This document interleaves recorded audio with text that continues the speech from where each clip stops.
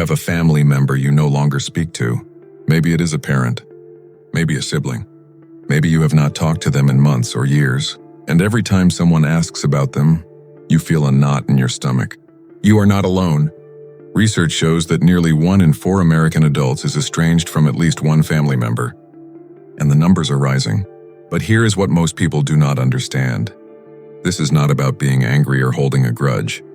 This is about something much deeper, and if you have ever cut off contact with a family member or thought about it, keep watching. Welcome to Psychologic. Let me ask you something. When you think about that person, what do you feel? Is it anger, sadness, or is it just nothing? That emptiness is not random. Psychologists call this emotional cutoff. It is a term from Bowen Family Systems Theory, and it describes what happens when someone cannot manage the emotional intensity of a family relationship. Instead of fighting or trying to fix things, they simply disconnect. Not because they do not care, because caring has become too painful. This is the moment where most people would scroll away. But you are still here because this feels familiar. Do not skip this. The decision to cut off contact with a family member is rarely made lightly. Research shows that estrangement is usually driven by a need for self-protection and preservation of mental health. It is not about punishment. It is about survival. People do not wake up one day and decide to never speak to their mother again. This decision comes after years, sometimes decades, of repeated pain, invalidation, and broken promises. You think this is about being dramatic? Wrong. What is really happening inside the mind of someone who cuts off family is far more complex. Stay with me. A 2025 study published in Frontiers in Sociology found that people who choose estrangement go through an emotional resocialization process. They have to relearn what family means.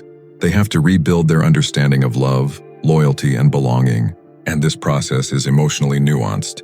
It comes with both gains and consequences. People report positive feelings like relief and freedom, but they also report grief, loss, and doubt. You can be happy with your decision and still mourn what you lost. That feeling you just had, that conflict, that is exactly what makes estrangement so psychologically complex. The Gottman Institute, one of the world's leading relationship research centers, has studied what happens when families break apart. They found that estrangement often follows a pattern of repeated invalidation. One person feels unheard. They try to explain. They are dismissed. They try again. They are blamed. And eventually, they stop trying. This is not giving up. This is accepting that the other person is not willing or able to meet you halfway. Let me ask you something. How many times did you try before you stopped? How many conversations ended with you feeling worse than when you started? That exhaustion is not a sign of weakness.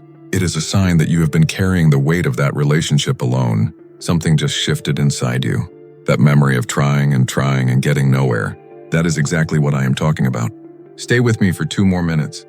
One of the most misunderstood aspects of estrangement is the role of generational differences.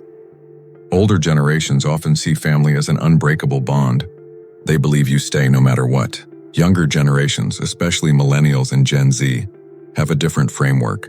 They ask different questions. Does this relationship make me feel safe? Am I valued? Is this person willing to grow? And when the answer is no, they choose distance. This is not disrespect. This is a different understanding of what healthy love looks like.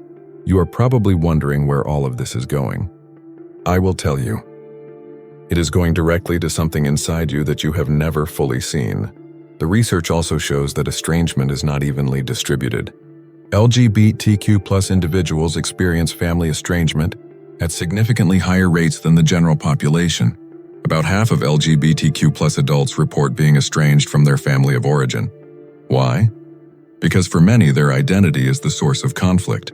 They are told that who they are is wrong. They are pressured to change, and when they refuse, they are rejected, or they have to leave to protect themselves. This is not a choice between comfort and discomfort. It is a choice between safety and danger. This war is still happening inside millions of people every single day. The part of you that wants to belong to your family, and the part of you that knows you cannot. Who wins? That depends on what you are willing to accept. One of the most important findings in estrangement research is that cutting off contact often leads to redoing family. People do not just lose a family, they build a new one. They find chosen family, close friends who become like siblings, mentors who become like parents, communities that become like home. This is not a replacement. This is a recreation, and for many, this chosen family is healthier, safer, and more fulfilling than the one they were born into. You have figured it out by now. This was never about being a bad child or a bitter person. This was about protecting your peace. If you are estranged from a family member, you have probably been told things. Life is too short. You only get one mother. You will regret this. These statements come from a place of ignorance, not wisdom. Life is too short to spend it being mistreated. You do get one mother, but that does not mean you owe her your well-being. And regret is not guaranteed. Many people who cut off contact report higher self-concept and reduction of interpersonal conflict and strain. The question is not whether you are doing the right thing. The question is whether you are finally choosing yourself, because that is a question only you can answer. Thank you for watching Psychologic. If this video helped you feel less alone, subscribe to Psychologic for more psychology insights.